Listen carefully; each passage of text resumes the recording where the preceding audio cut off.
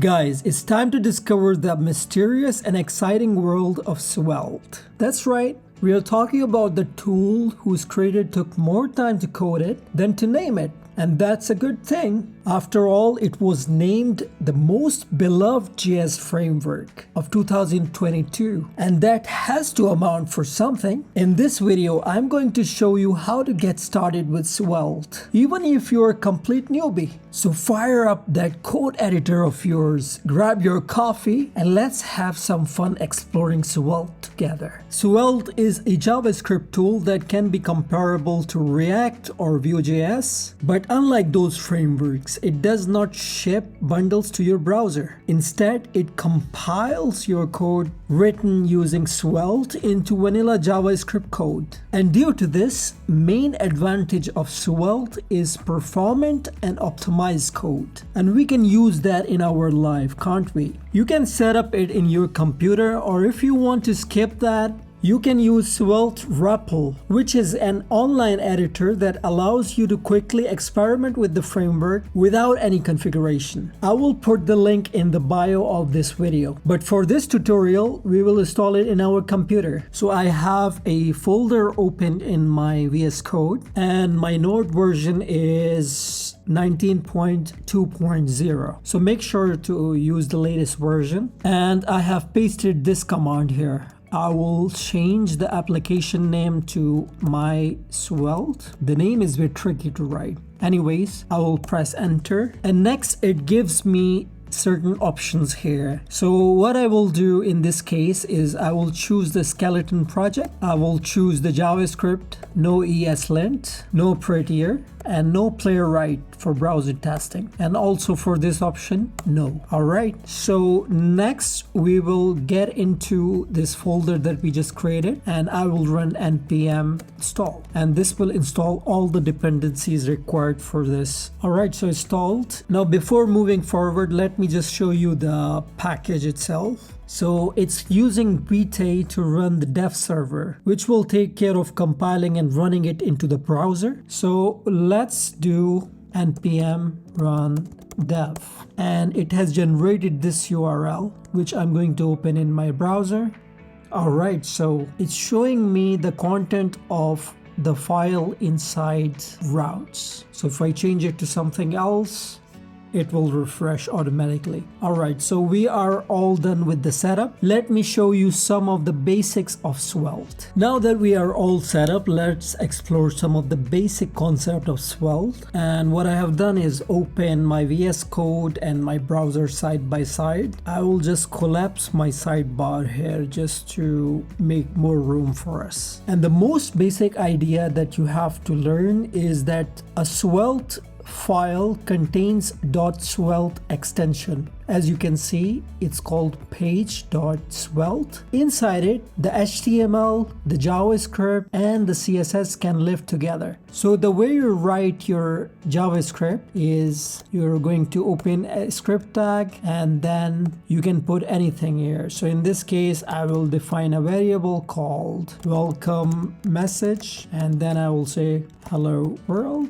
And then I can open a p tag here with pair of curly braces and our defined variable. And another thing is that we can bind our variable to, let's say, input, and it will change the value of the welcome message dynamically. So I can say input type text, and then we can say bind.value, and then we can write our variable.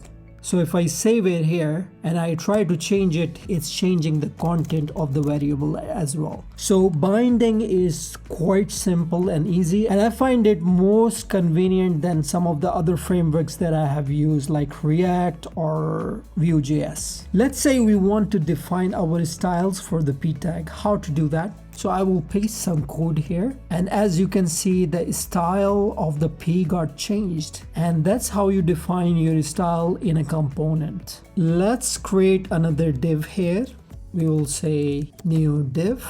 So that's all well and good, but you cannot have all of your code in one file. What to do then? We can create new components and call them in another file. I will create a new component called nested and I will save it within the same folder. By the way, for code highlighting, there are many extensions available in the VS Code. So make sure to download one. The one I'm using here is called Svelte for VS Code. I'll put the link in the description. Now what we can do is we can import that file in our page.svelte and then we can just use this instead of the div that we created. And if we change something in the div, it will change here as well. So this part is quite similar to React. And what if you want to render an HTML? So in this case, I would want to wrap this within a strong tag. So as you can see, it's just showing the HTML. So to fix that, add the rate HTML and it will render the HTML correctly. Let's see some actions and events as well. So I will paste some code here. And in this example, we are just incrementing the count when the button is clicked. As you can see that there's a function here called increment count, which we are calling on button on click. So if I save it and then click on the button, as you can see, the count is changing. So that's how you do some actions on event. Another example is that you can have a variable defined like this with a $sign in front of it. And now what it will do is that it will depend on the count. So if the count got updated, this variable will also be updated.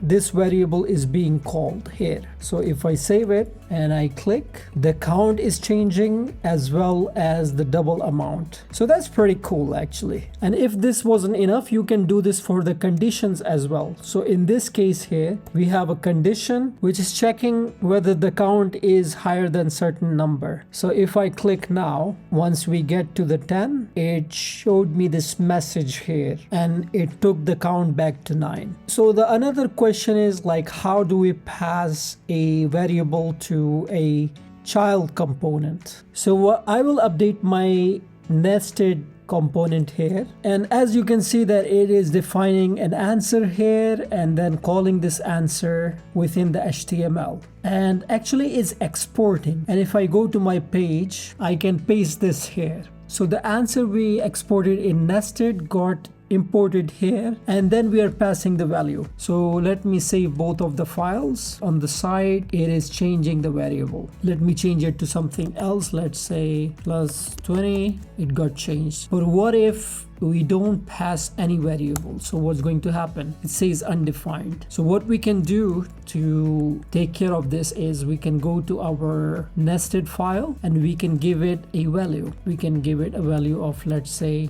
20. So now if we remove the answer, it will render 20, which is pretty cool. And that means you can have default values in your nested components. But what if you have multiple props within a component? Let's do that here. Let me define another variable called question, some question, and I will duplicate this p tag as well. And instead of answer, I will say question. So it's being rendered here. What we can do is here we can either say, and then we can pass a string, or we can define a const, which will be props, and we will give answer here, and then question.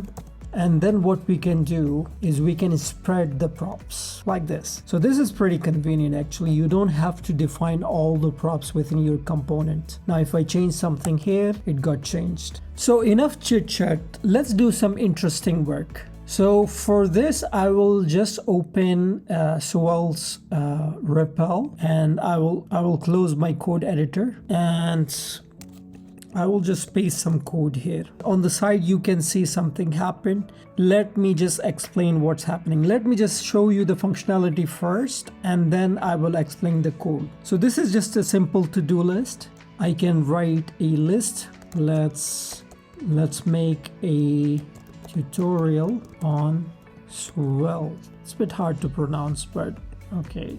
And I can add another one. Feed the cats. And then I can also edit my to-do list. I can say dogs, and I can delete the item. So I am done with the tutorial, so I can delete it. So that's the whole functionality. There's no server involved, no nothing. But let me just show you the code here. So there are 3 variables here. There is to do, which is an array, and new to do, which is the text that user is entering here in this text box. Here's a function called add to do, which is taking the to do and adding it into our to do array, and then setting the text to empty string. We call it here in our add to do button. Then we have a function called edit to do, which activates the editing mode once user click on edit button, and it's being called here. And then we have a delete to do, which is removing the item from our to do array. And lastly, we have update to do function, which takes an index and updates the array with the text. We are using some logic here as well. We are using if statement, else, and also we are looping in our to-do list as well. And then below we have some styles for our to-do list. So as you can see how many lines of code we have. In total we have like 127 lines, and we are able to create simple application like this. And it's pretty good experience, I must say. The link to this code will be in the description below. That's all for today, folks. I hope you found this tutorial useful and you are excited to start exploring Svelte by yourself. In my next video, I will explore Svelte Kit, which is similar to what Next.js is for the React. Now, don't forget to like and subscribe for more awesome content like this. Until next time, happy coding, guys.